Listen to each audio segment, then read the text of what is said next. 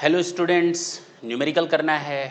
आज हमारा fourth session है। किस चीज़ का फोर्थ सेशन है sir? That is your accounting standard 10 property plant and equipment. अच्छा, इस अकाउंटिंग स्टैंडर्ड 10 की जो बात मैं करने जा रहा हूँ, आज हम लोग केवल न्यूमेरिकल पोर्शन करेंगे क्योंकि थ्योरी ऑलमोस्ट हम लोगों ने फिनिश कर दी है। न्यूमेरिकल, जी हाँ, अच्छे खासे क्वेश्चन सॉल्व करेंगे क्योंकि एग्ज़ाम के लिए बहुत इंपॉर्टेंट है। तो बट ऑब्वियस है कि जितनी ज़्यादा प्रैक्टिस होगी एग्ज़ाम में हमारे उस क्वेश्चन को सॉल्व करने की प्रोबेबिलिटी भी उतनी ही अधिक होगी। From the very basic to the advanced one, question number 1 कहता है Rama limited is involve in exploration of minerals. क्या बोला मैंने? एक्सप्लोरेशन ऑफ मिनरल प्रोडक्ट को एक्सप्लोर करता है, जमीन से एक्सट्रैक्ट करने का काम।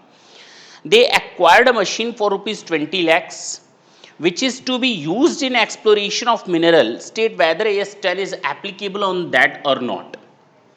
तो पूछा है मिनरल प्रोडक्ट्स को एक्सप्लोरेशन का काम करता है ये, और हमें अच्छी तरह मालूम है कि हमारा accounting standard 10 does not apply, okay,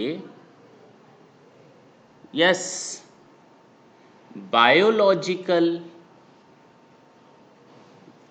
assets and on vesting assets. Biological assets living animal and plant होते हैं, लेकिन AS10 covers only bearer plant. अब सारी चीज़ें याद आ गई होंगी आपको जो मैंने आपको फर्स्ट सेशन में बताया था स्पेसिफिकली फॉर दिस वन। तो इन दो चीज़ों पर हमारा अकाउंटिंग स्टैंडर्ड एप्लीकेबल नहीं होता, तो मिनरल प्रोडक्ट्स पर हमारा ये एएस अप्लाई नहीं होगा। चल सकते हैं क्वेश्चन नंबर 2? जी सर, आप बिल्कुल चलें। क्वेश्चन नंबर 2 कहता है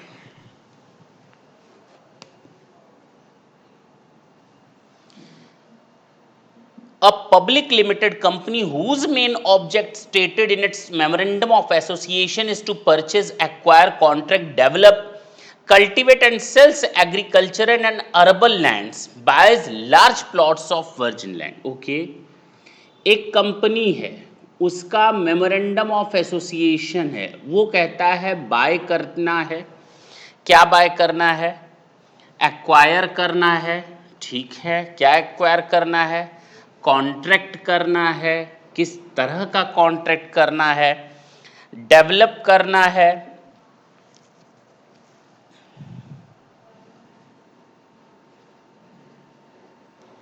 प्लॉट्स,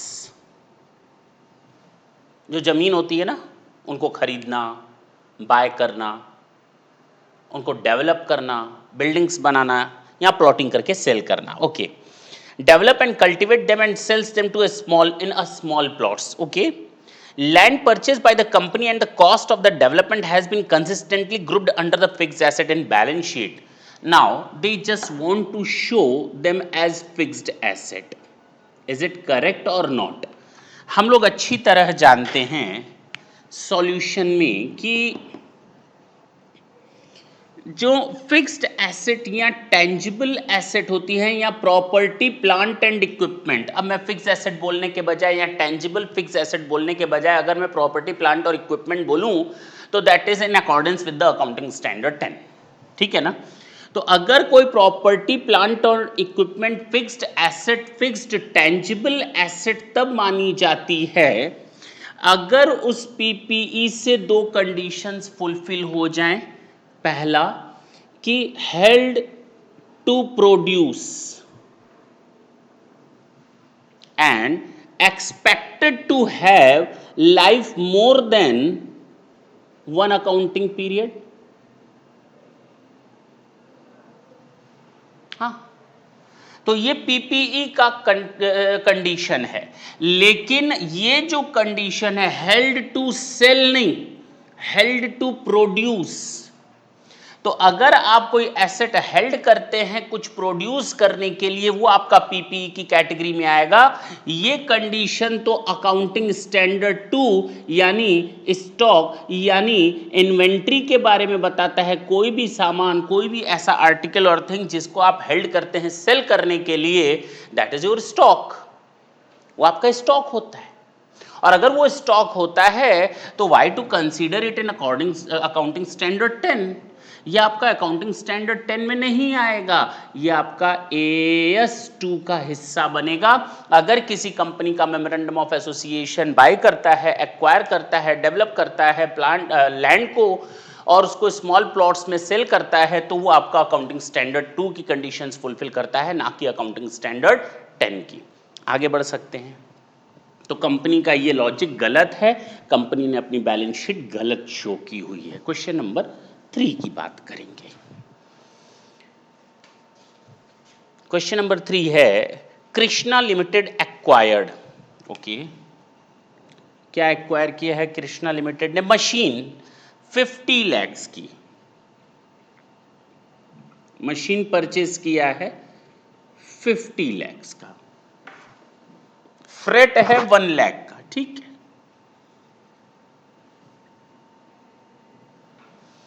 और प्रोफेशनल फी है 2 lakhs का।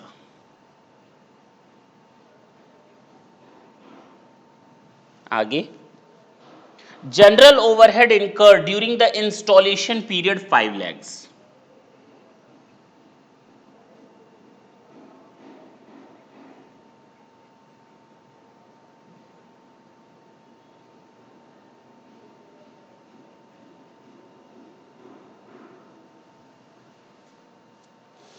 Entity spent 3 lakhs to remove the existing machine, dismantle cost।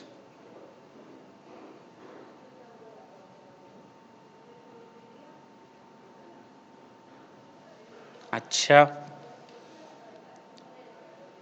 in addition to the above spent rupees 2 lakhs for trial run material।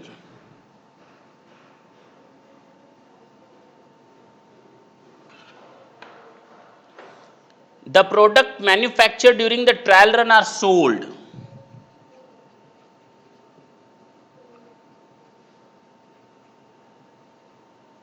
जो आउटपुट निकला है वो सेल किया है 25,000 में। Okay, what's the cost of acquisition? Now this is our question. Solution हमें बताना है कि कितने रुपए की कॉस्ट पर मशीन को शो किया जाए, बस ना, दैट्स इट। देखते, calculation of cost of machine या plant, purchase cost but obvious है 50 lakhs plus freight 1 lakh plus professional fees 2 lakhs plus general overhead expenditure 0 0 0। Why? These are general and not specific। इसका क्या मतलब है? Basically general overhead अगर allocate किया जाता है, अब कहीं वर्ड नहीं यूज किया, जनरल ओवरहेड इनकर्ड अगर लिखा होता ओवरहेड एलोकेटेड तो भी हमारा यही आंसर होता। जनरल ओवरहेड इनकर्ड लिखा है, ओवरहेड इनकर्ड होता तो शायद हम यहां पर इसको ले लेते 5 लाख को, लेकिन आगे एक वर्ड दिया है जनरल। या तो एलोकेटेड वर्ड लिख करके हमको फंसा सकता था क्वेश्चन में, लेकिन एलोकेटेड लिखता तो मैं सीधे सीधे कहता these are the allocated overheads, that's why not part of the cost of the machinery. अरे भाई, एलोकेशन आप कॉस्ट का करेंगे, एक्सपेंडिचर का करेंगे, हमारे यहाँ रेंट जा रहा है, ये जा रहा है, वो जा रहा है, उसका मशीन के ऊपर एलोकेशन करेंगे, तो एलोकेटेड कॉस्ट अगर ये मशीन नहीं भी खरीदे होते तो भी वो जनरल ओवरहेड हमारा इनकर हुआ होता। तो इसको तो हम लोग शामिल नहीं करेंगे। अब जनरल लिख दिया तो भी मेरे लिए कोई दिक्कत नहीं है इसको हटाने के लिए, अगर नहीं लिखा रहता ओवरहेड एलोकेटेड लिखा रहता तो भी मैं इसको शामिल नहीं करता। चीज़ क्लियर है जी। तो आगे, अब डिसमेंटल कॉस्ट को, डिसमेंटलिंग कॉस्ट 3 लाख, बिना इसको इनकर किए तो हम आगे बढ़ ही नहीं सकते, plus trial run net of proceed. अब आपने ट्रायल रन पर खर्च किया, बिना ट्रायल रन के आगे चल नहीं सकते, उससे जो आउटपुट आया उससे 25,000 मिला टोटल। This is now this is the total cost of the machinery which is to be capitalize और to be showed in the financial statement. Write it down, तुरंत नोट करें तो हम क्वेश्चन नंबर 4 की बात करेंगे। हमें नहीं लगता कि यहाँ पर आपको किसी तरह की दिक्कत आई होगी। ये 57.75 थोड़ा जल्दी करेंगे, क्वेश्चन नंबर 4 पर हम लोग जाएंगे।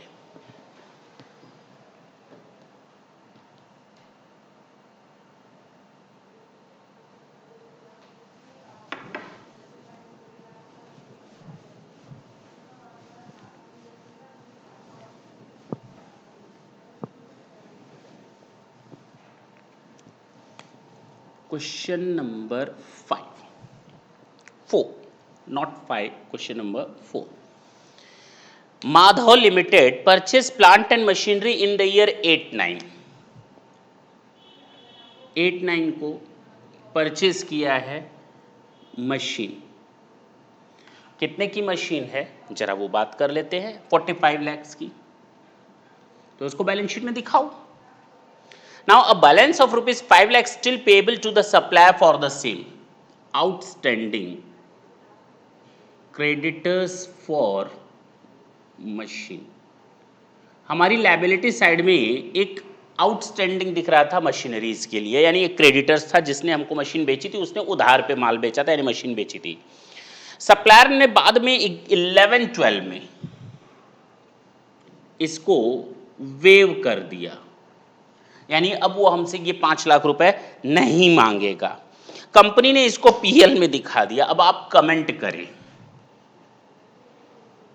ये हमारा फाइनेंशियल स्टेटमेंट है यानी बैलेंस शीट। 2008-9 में हमने यहाँ मशीन दिखाई 45 की और यहाँ क्रेडिटर्स फॉर मशीन लिख दिया 5 lakhs का। अब ड्यूरिंग 11-12 क्या हुआ, मशीन का carrying amount after depreciation suppose कर लेते हैं से जितना भी हो 10%, 20% जितना भी आप चार्ज कर लें, 8, 9, 9, 10, 10, 11। Is it clear? तो 10, 11 3 साल का मान लेते हैं, 4.5 lakhs के हिसाब से आपने 10% एसएलएम बेसिस पर चार्ज किया, हो सकता है।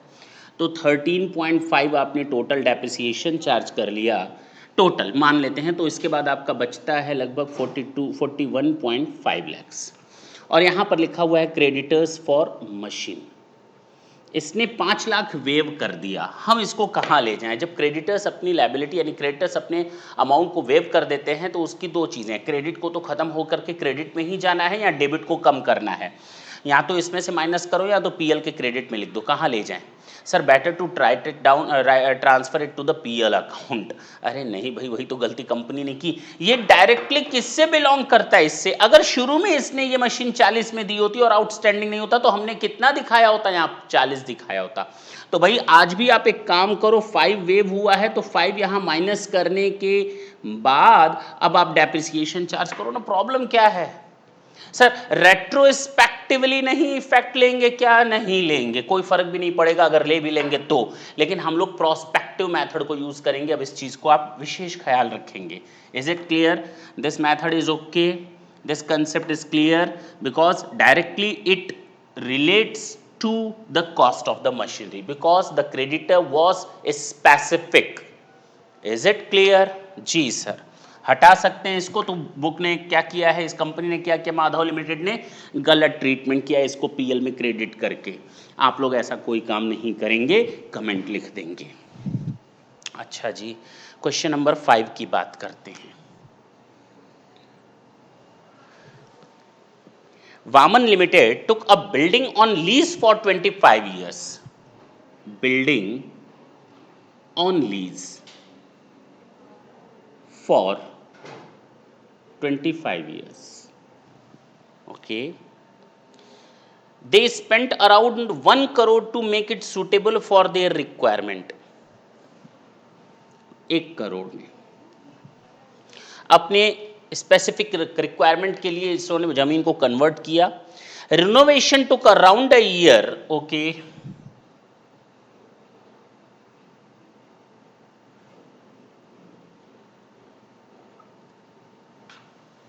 ठीक है ठीक है ठीक है, 1 year.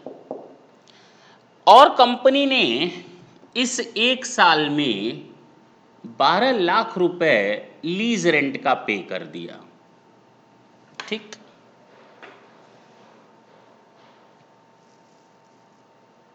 Okay. How to deal with the lease hold improvement and rent pay during the improvement period. ठीक है, सबसे पहली चीज कि हमने आपको लीज के बारे में बताया. अगर ये फाइनेंस लीज है अकाउंटिंग स्टैंडर्ड 19 के हिसाब से, तो अब आगे का ट्रीटमेंट रिकॉग्निशन वगैरह का पीपी के हिसाब से होगा. मैंने फर्स्ट सेशन में आपको जब अकाउंटिंग स्टैंडर्ड 10 पढ़ाया था तो उसी समय फर्स्ट हाफ एन आवर में मैंने इस चीज को क्लियर कर दिया था. Most probably half an hour में क्लियर कर दिया था. तो ये particular 1 crore will be capitalize, undoubtedly it will be capitalized. ये आपका कैपिटलाइज होना ही होना है. Now the main question arises about rupees 12 lakhs because this is the lease rent, and lease rent normally we know that this is the part of the PL account. How to capitalize it? कहा गया है इस accounting standard 10 में साफ साफ बोला गया है कि किसी भी एसेट को ऑपरेशनल कंडीशन और ऑपरेशनल लोकेशन तक लाने के लिए जैसा कि मैनेजमेंट उस एसेट से काम करवाना चाहता है, जो रिजल्ट लेना चाहता है, तब तक किए गए सारे के सारे खर्चे कैपिटलाइज होते हैं. यही तो मालूम है, कर दो ना कैपिटलाइज. यही तो है वो 12 लाख. अरे भाई, रिनोवेशन विल टेक 1 ईयर. मान लेते हैं हमने 1 जनवरी 2017 को ये लीज ली 1 करोड़ रुपए की, और हमको इस बिल्डिंग को अपने लायक बनाने के लिए टाइम लग गया 31 दिसंबर 2017. पूरा 1 साल का टाइम लग गया. और इस 1 साल में ऐसा नहीं जिसने लीज हमको दिया है वो लेजर हमको माफ कर देगा लीज रेंट. उसने हमसे लीज रेंट चार्ज किया for these 12 months rupees 12 lakhs. उसने हमसे 12 लाख रुपए चार्ज किए. Now this is the date when the asset is very much capable to operate in such a way as the management wants to get it from that asset. तो बताओ, इस 12 लाख को add करने के बाद हम एसेट की कॉस्ट लिखेंगे या केवल 1 करोड़ एसेट की कॉस्ट लिखेंगे और 12 लाख हम पीएल में ले जाएंगे? क्या ये सही है या ये सही है? आपका जवाब आएगा सर ये सही है, और मैं कहता हूं आपका जवाब बिल्कुल सही है. ये सही है, 1 करोड़ 12 lakhs, क्योंकि एसेट को उस लेवल तक लाने के लिए जैसा कि मैनेजमेंट उस एसेट से काम करवाना चाहता है, तक किए गए सारे के सारे expenditure will be capitalized. Clear? जी सर. क्वेश्चन नंबर 6 देखा जाए. बिल्कुल सर, कई सारे क्वेश्चंस हैं. कहता है Govind limited acquired a stand by generator during the year 20 lakhs. इसके बारे में भी मैंने आपको थ्योरी में फर्स्ट लेक्चर में ही बता दिया था. 20 lakhs एंड सर्विसिंग इक्विपमेंट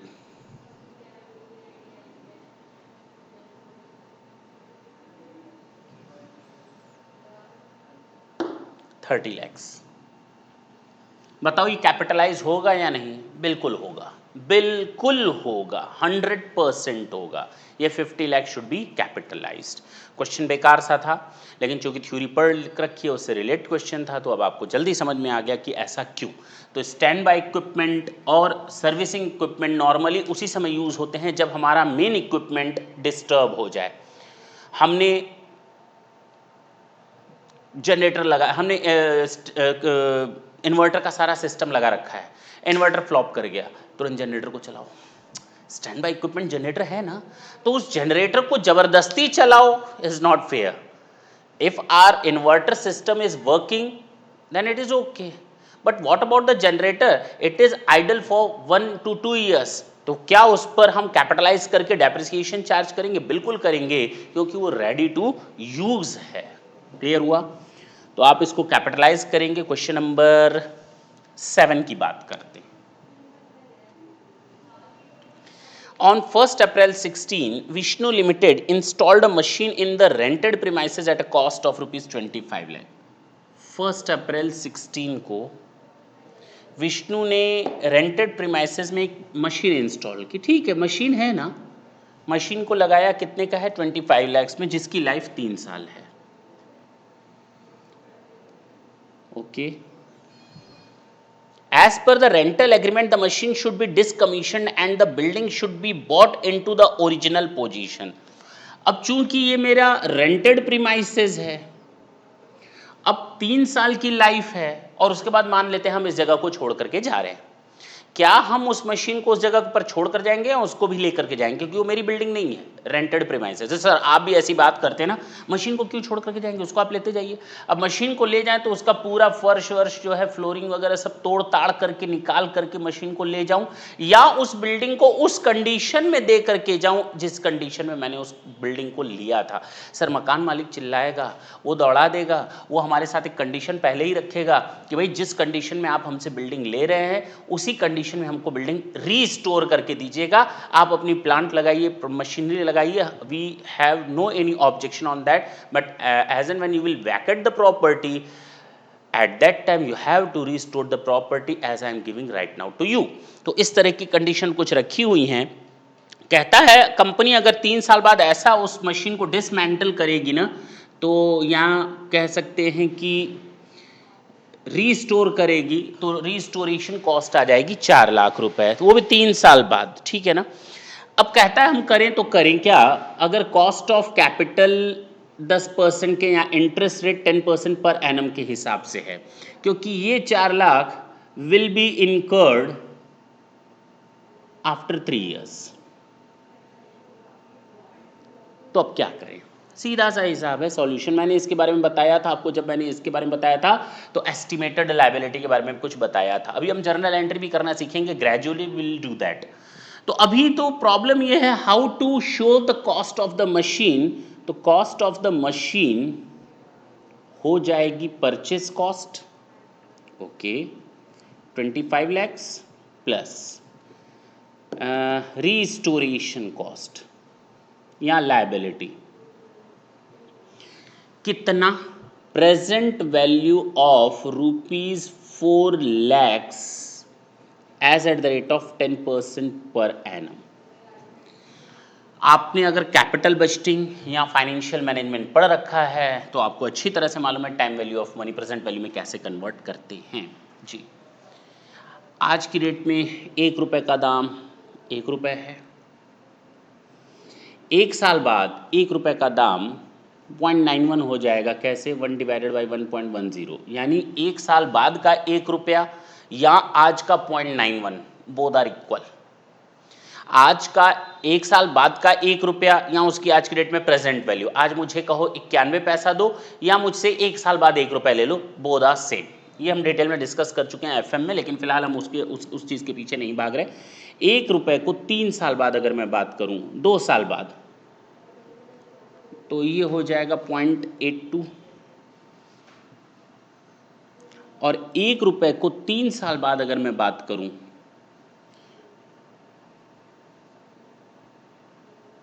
तो 0.75 मोस्ट प्रोबेबली। जो भी आएगा देख लेंगे आप, मुझे याद था तो शायद मैंने कर दिया, अगर नीचे ऊपर हो तो देख लेंगे। तो 4 लाख का 0.75 कम्स आउट टू ₹3 लाख, तो कितना हो गया? 28 lakh. That's it. Now we are needed to show it at ₹28 lakhs in our financial statement. ठीक है ना? क्वेश्चन नंबर 8 पर चल सकते हैं। नोट करना है या रहने दें?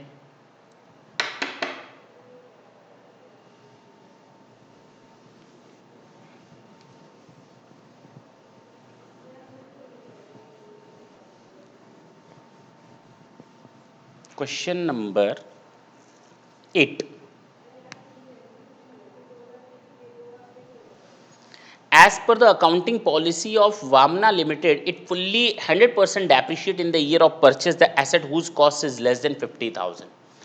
अब एक एसेट बाय किया गया है जिसका दाम है 50,000 रुपीज, लाइफ इसकी 1 ईयर है, या कह सकते हो 100% depreciation the company want to charge in the same year, क्योंकि कंपनी के हिसाब से वो पूरी की पूरी तरह डेप्रिशिएट हो जाएगी. Can the company do so?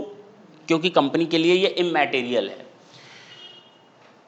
हमने लास्ट सेशन में, थर्ड सेशन में आपको 5,000 से रिलेटेड एक टॉपिक बताया था.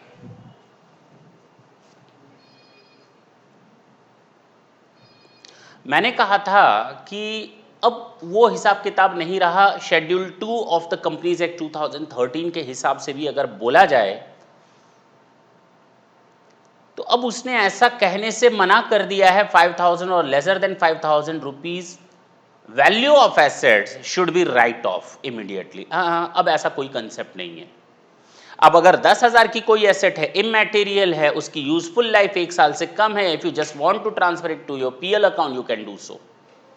अगर कोई एसेट 4,000 की है, 4,000 की है, lesser than rupees 5,000, but you don't want to write it off, you want to show it in your financial statement, it is up to you. That is the discretionary power available with the management, and this is the decision which will be taken specifically by the management, what they are just thinking about the particular asset. अगर वो चाहते हैं कि हमारे लिए इमैटेरियल है 10,000, 20,000, 30,000, 40,000 and 50,000, they can do so, they can write it off 100% in the same previous year. That's it. On the basis of the technical ground. Question number 9 की बात करते हैं. अब आपको समझ में आ गया होगा यहाँ क्या कर सकते हैं, राइट ऑफ कर सकते हैं. बिल्कुल कंपनी के हम साथ में हैं, अगर वो राइट ऑफ करते हैं तो अब कोई रेस्ट्रिक्शन नहीं है. क्वेश्चन नंबर 9 की बात करते हैं. कहता है Trivikram limited purchased machinery for 80 lakhs from x limited.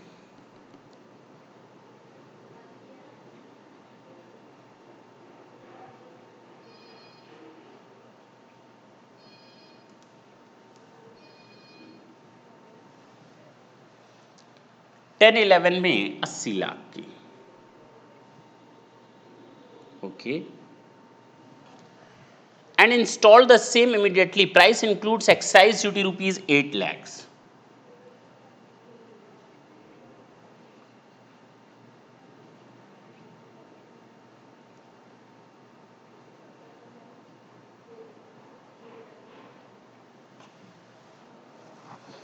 During the year 10-11, the company produced excisable goods on which duty is payable rupees 7,20,000.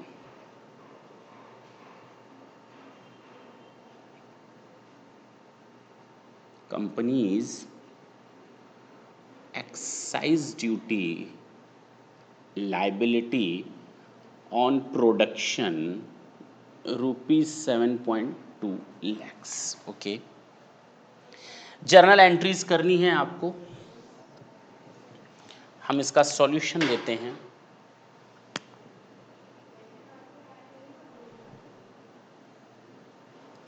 जब आप एसेट बाय करेंगे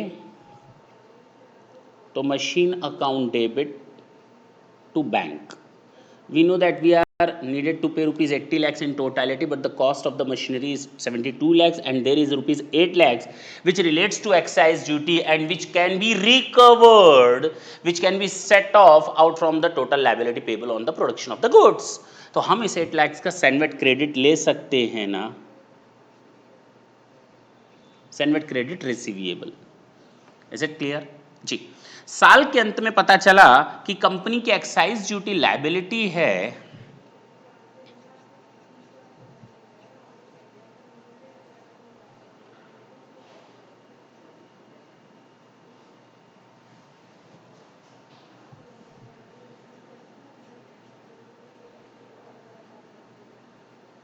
कितना, 7.2 lakhs था लायबिलिटी. क्या करें, पूरा का पूरा क्रेडिट दे दें? कहा गया ना.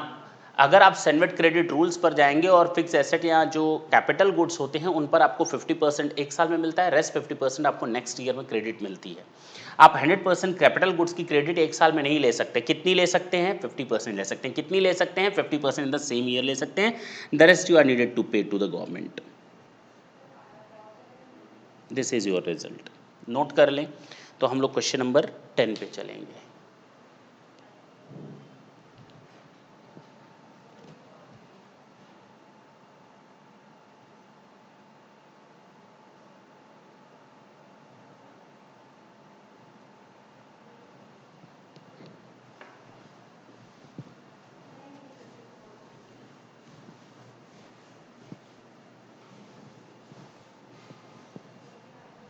क्वेश्चन नंबर 11 की बात 10 की बात करते हैं।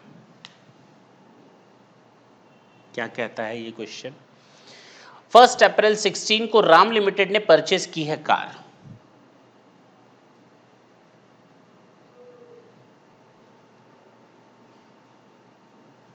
कितने में भाई? 10 लाख की, फ्रॉम राजू लिमिटेड। ठीक।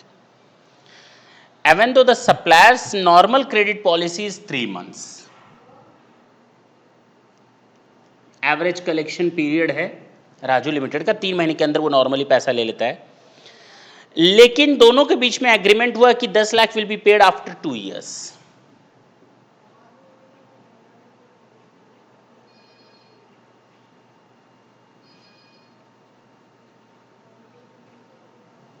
फर्स्ट अप्रैल 16 टू 31 मार्च 17 यानी 31 मार्च 18 को।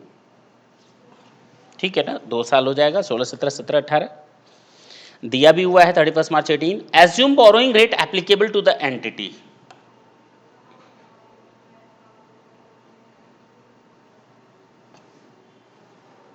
How much the amount of cost should be shown. Hire purchase पर अगर आप कोई एसेट खरीदते हैं तो आपको कैश प्राइस पर एसेट को शो करना होता है, न कि hire purchase price. Here in this question now rupees 10 lakhs is to be paid by Ram Limited to Raju Limited, but the amount is to be paid after 2 years. It means between these 2 years the Ram Limited is going to pay to Raju Limited the interest portion as at the rate of 10%. अगर मैं बोलूं 1 रुपये 1 साल बाद 1 रुपये 10 पैसा बन जाता है और 1 रुपये 10 पैसा अगले साल 1 रुपये 21 पैसे, यानी 10% के हिसाब से 1 रुपये 2 साल बाद 1 रुपये 21 पैसे में कन्वर्ट हो जाता है। और राम लिमिटेड ने राजू लिमिटेड को 10 लाख रुपए यहां पर पे करना है, हाँ या ना, जो कि किसके बराबर है? 1 रुपये 21 पैसे के। यानी कि 1 रुपये 21 पैसा पेमेंट करना है, जबकि एसेट तो मैंने कैश प्राइस पर खरीदनी थी, 1 रुपये पर खरीदनी थी। यानी 1 रुपये एसेट का दाम हो गया, इंटरेस्ट का दाम हो गया 21 पैसा, टोटल हमें जो पेमेंट करना है वो है 1 रुपये 21 पैसा।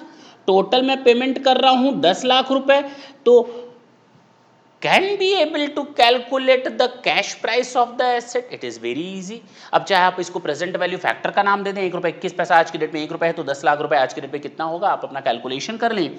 कैलकुलेशन आ जाएगा 10 lakh divided by 1.21 into 1, you will get your result. This is the cost of the asset which is to be shown by you in the financial statement. Now the answer will come down 826,450। कितना आ जाएगा? 826,450। कितना आ जाएगा? यहाँ पर इसका दाम आ जाएगा 826,450।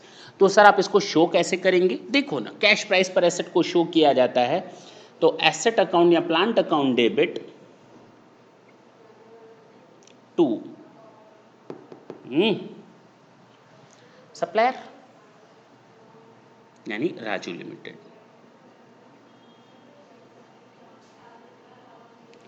अब 31 मार्च 6/17 को interest account debit to Raju limited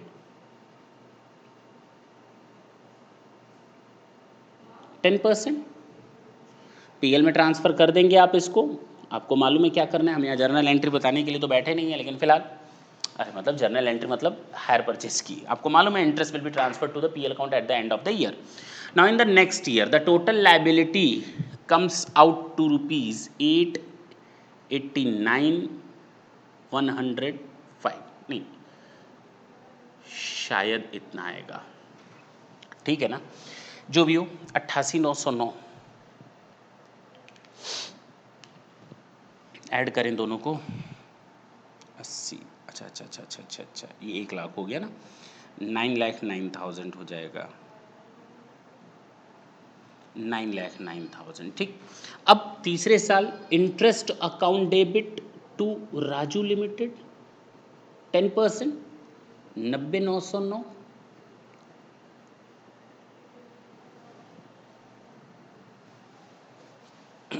जो भी आएगा आप लोग देख लेंगे, 10 लाख के आसपास आ जाएगा, 2-4 रुपए 10 या कम या ज़्यादा एडजस्ट कर लेंगे। और Raju limited debit to bank, 2 साल बाद पेमेंट कर दिया। This is the way to journalize the thing. Interest को आप हर साल पीएल में ट्रांसफर करते जाएंगे, 2-4 रुपए का डिफरेंस आएगा,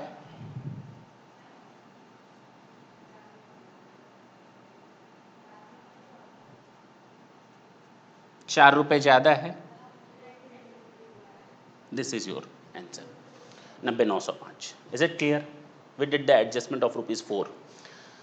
हाँ या ना? Yes sir. तो नोट कर लें, इंटरेस्ट को आप पीएल में transfer eight the end of the year करते रहेंगे। जल्दी से नोट करें तो हम क्वेश्चन नंबर 11 पर आए।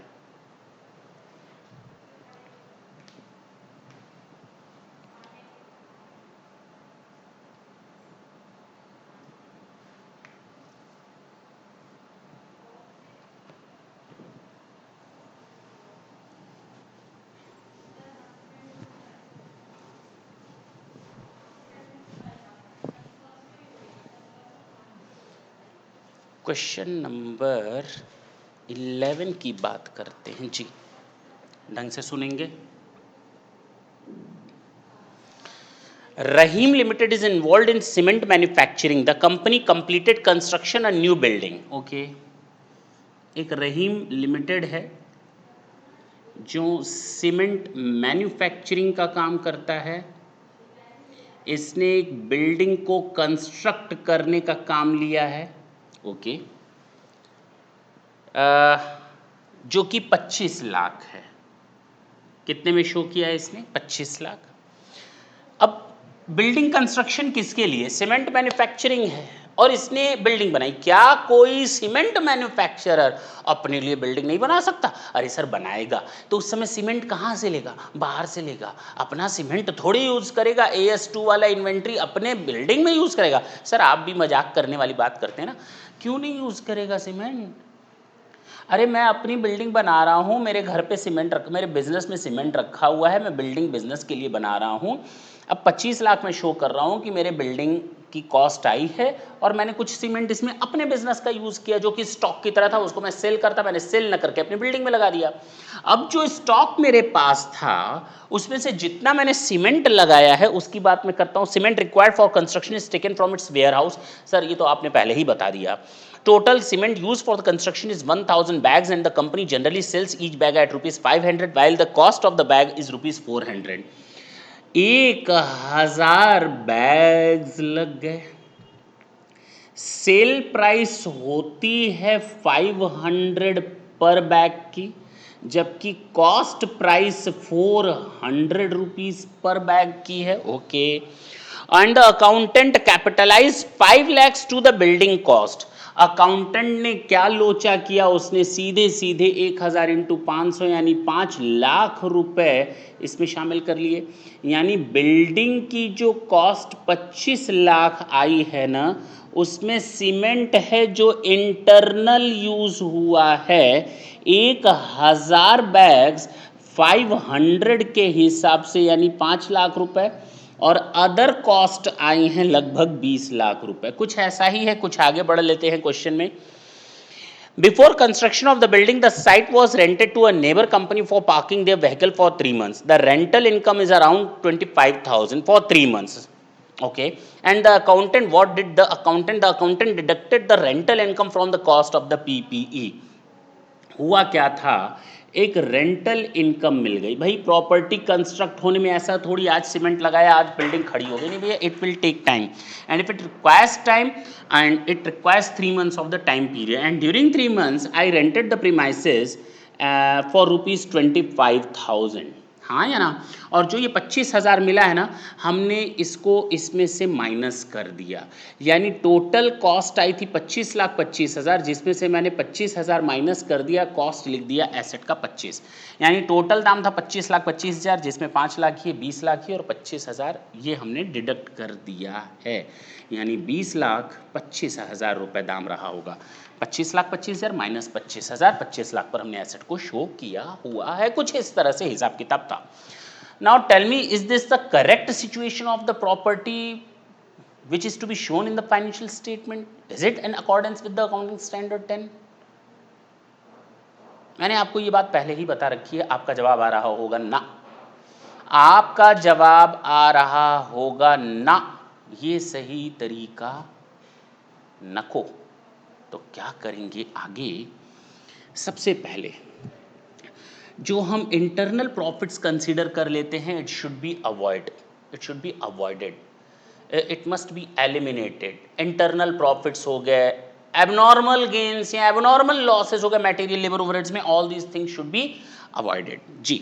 तो हम लोग को ये कॉस्ट लेनी चाहिए थी 1,000 as at the rate of 400, it would be rupees 4 lakh, and normal cost which has been increased 20 lakh 25,000, and it should never be deducted out from the total cost of the property, cause it is the part of transfer it to PL account directly। क्यों क्यों क्यों क्यों क्यों sir? अरे मैंने कहा था ना, एज इंटेंडेड बाई मैनेजमेंट, याद करो, कुर्बानी नहीं, याद करो वो टॉपिक जब मैंने कहा था किसी भी एसेट को उसकी ऑपरेटिंग लोकेशन या ऑपरेटिंग कंडीशन तक लाने के लिए जितनी भी कॉस्ट बियर की जाती हैं, all those cost are to be capitalize as intended by the management.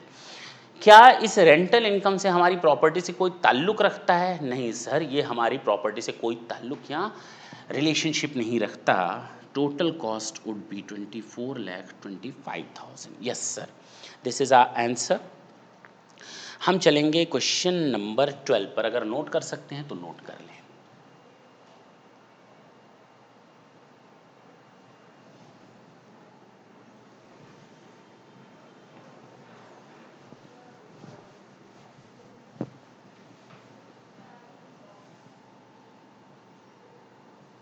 क्या है ये question number 12? On 31st March 12, Radha limited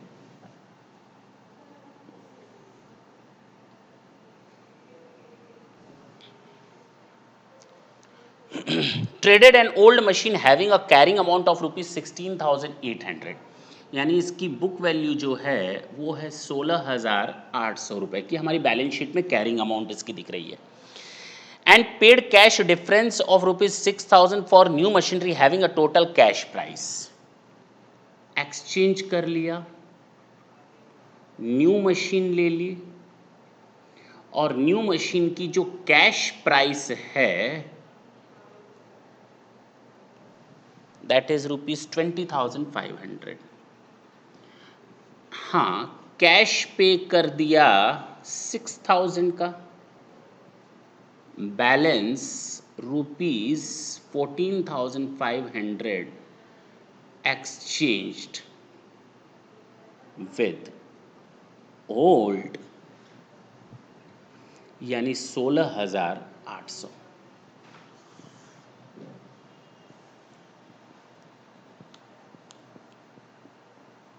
question clear, crystal clear है। कहाँ पर इसमें मैं क्या बताऊँ आप आपको? मुझे तो कुछ बताने की ज़रूरत ही नहीं थी। हाँ, कोई ज़रूरत ही नहीं थी। कैसे ज़रूरत नहीं थी? अगर हमसे कोई पूछ ले इस क्वेश्चन में what is the cost of new machine, sir आप मजाक कर रहे हैं। आपने तो पहले ही लिख दिया। हाँ, मैंने लिख दिया, मॉनिटरी एंड नॉन मॉनिटरी दोनों लिख दिया। ओके, इसका मतलब प्रॉफिट और loss arises on exchange of old with new. 16,800 की चीज़ चली गई और 14,500 की चीज़ आ गई।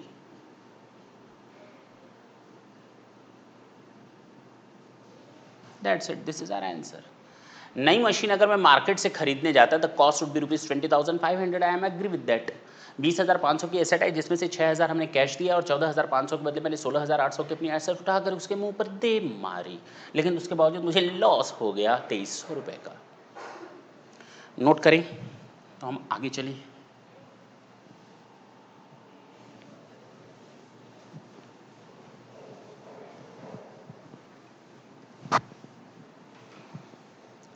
क्वेश्चन नंबर 13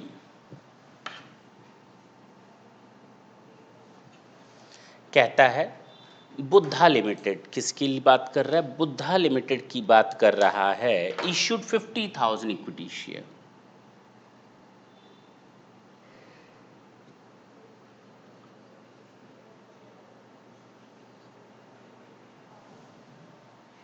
₹10 वाला और अगेंस्ट मशीन हमने यानी बुद्धा लिमिटेड ने 50,000 शेयर ₹10 वाले इशू कर दिया और उसके बदले एक मशीन ले ली। जी सर, जिसकी मार्केट वैल्यू है ₹15।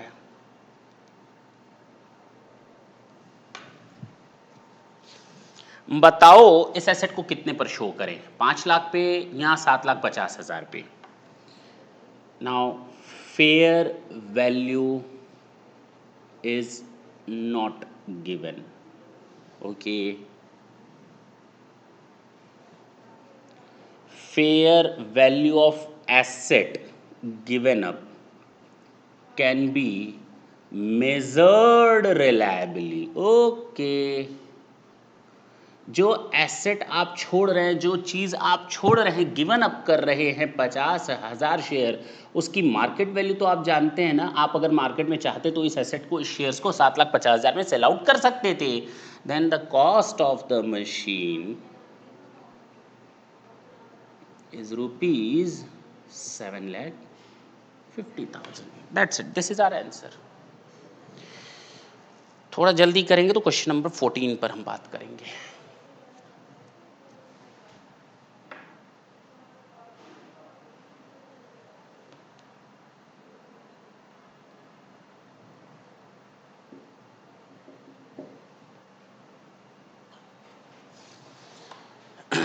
क्वेश्चन नंबर 14,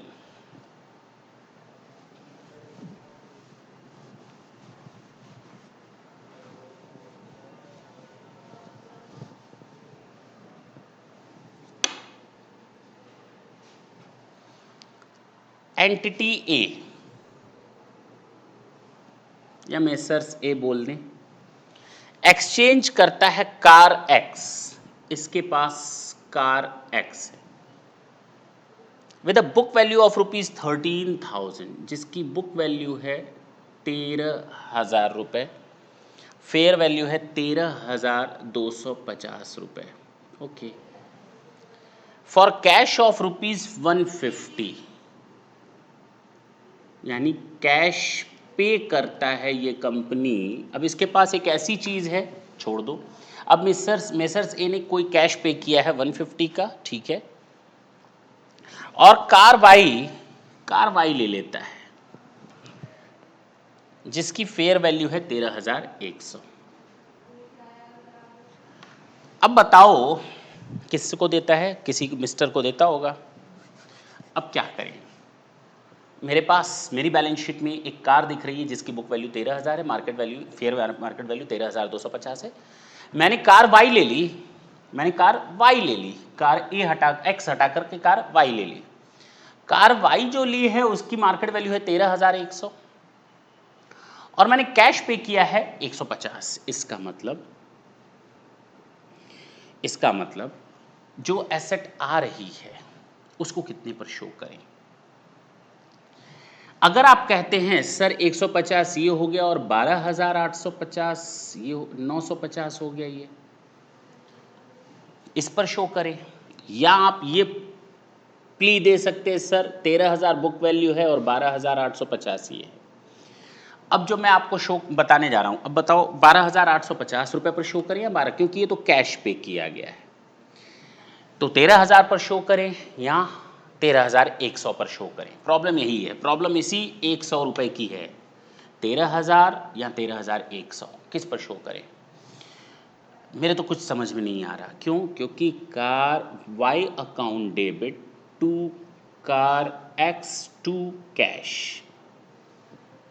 अच्छा, कैश है 150 का, ये क्लियर हो गया। अब मैं करूं तो करूं क्या? मेरा तो दिमाग काम करना बंद कर दिया है। मैं बोलता हूं, इस कार को अगर आप एक्सचेंज कर लेंगे तो क्या आपके बिजनेस में एक्स्ट्रा कैश का इनफ्लो होगा क्या? नहीं सर, जो कैश का इनफ्लो इस कार पर था वही कैश का इनफ्लो होगा। इसका मतलब आप ये कहना चाहते हैं कि फ्यूचर इकोनॉमिक बेनिफिट, हाँ तो फ्यूचर इकोनॉमिक बेनिफिट तो है ही नहीं, और जब फ्यूचर इकोनॉमिक बेनिफिट नहीं है तो बढ़े हुए दाम पर क्यों दिखाओगे? किसी चीज को 13,000 से 13,100 पर कैसे ले आओगे?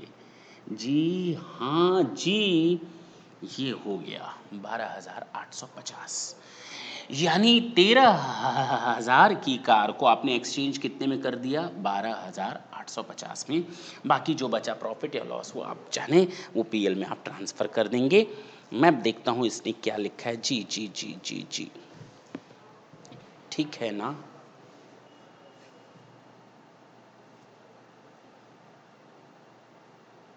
क्या दिक्कत है? कोई दिक्कत है? नहीं है? चल सकते हैं आगे? बिल्कुल चल सकते हैं। हटा दें इसको, क्वेश्चन नंबर 15 पर आए।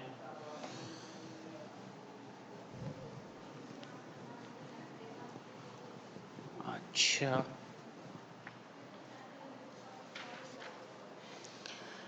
Ravan limited, okay. Ravan limited ने कंप्लीट किया है कंस्ट्रक्शन सीमेंट प्लांट का 1 जून 2011 में। सीमेंट प्लांट बन करके तैयार हो गया। अच्छा, ये रेडी टू यूज है 1 जून को। However, due to market condition, the entity started actual production in 2012-13.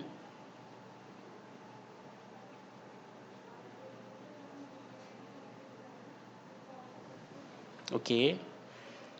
The overhead incurred, मान लेते हैं, एंड ओवरहेड इनकर्ड मान लेते हैं 1 लाख रुपीस। 10 लाख का प्लांट था, 1 लाख का एक्स्ट्रा खर्चा आ गया। बताओ इसको कैपिटलाइज करें या ना करें? ये मैंने अपने मन से दिया है, this is not the part of the question. बताओ 11 लाख एसेट का दाम माने या 10 lakh? Sir sir sir sir sir sir sir sir sir sir sir मैंने आपको पहले ही बताया है थ्योरी के समय कि हम लोग इसको 10 लाख रुपए लेंगे, क्योंकि रेडी टू यूज़ है। इसके बाद किए गए as intended by management, word वहीं पर आ गया, एज इंटेंडेड बाय मैनेजमेंट। तो मैनेजमेंट का इंटेंशन जहाँ तक था वहाँ तक वो बन करके तैयार हो गया। And the cost of the plant was ₹10 lakhs।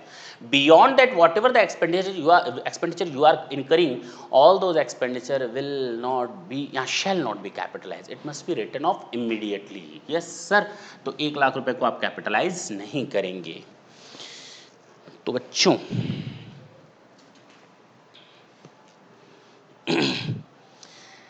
Question number 16 कहता है इसी क्वेश्चन को लेकर, अगर हमें ये लगता है कि ये एक्सपेंडिचर बहुत ही सिग्निफिकेंट है, मतलब मेजर पोर्शन है, मेजर पोर्शन दिख भी रहा है, टोटल प्लांट 10 लाख का है और 1 लाख का खर्चा है। अगर 100 लाख का प्लांट होता ये 1 लाख तो इररेलेवेंट होता, वैसे भी छोटा खर्चा होता, लेकिन टोटल कॉस्ट के मुकाबले this is your significant amount, this portion of the extra expenditure is a substantial percentage of the cost of the plant. Now tell me whether it should be capitalize now और not.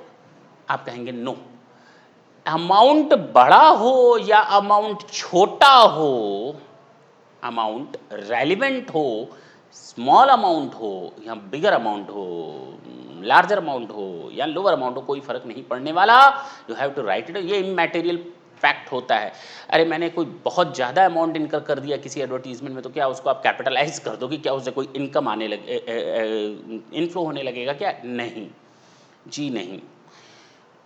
Fact छोड़ते हैं, क्योंकि मैंने आपको ये बता दिया था कि एडवर्टीजमेंट कॉस्ट, इनॉग्रेशन कॉस्ट की हमेशा कैपिटलाइज नहीं होती, अब अकाउंटिंग स्टैंडर्ड 10 के कारण। मैंने आपको ये पहले ही बता दिया है क्लास में। तो ये एक्स्ट्रा अमाउंट है, भले ही फ्यूचर बेनिफिट मिलेगा, लेकिन हम इसको डेफर्ड भी नहीं मान सकते, हम इसको तुरंत राइट ऑफ कर देंगे। Is it clear? जी। नेक्स्ट क्लास में क्वेश्चन नंबर 17 से लेकर चलेंगे, फिर से एक क्लास चलेगी, लगभग 30 से 40 क्वेश्चंस हैं हमारे पास, तो थोड़ा पेशेंस रखेंगे उन 30 से 40 क्वेश्चन तक चलने के लिए। जी, thank you, thanks a lot.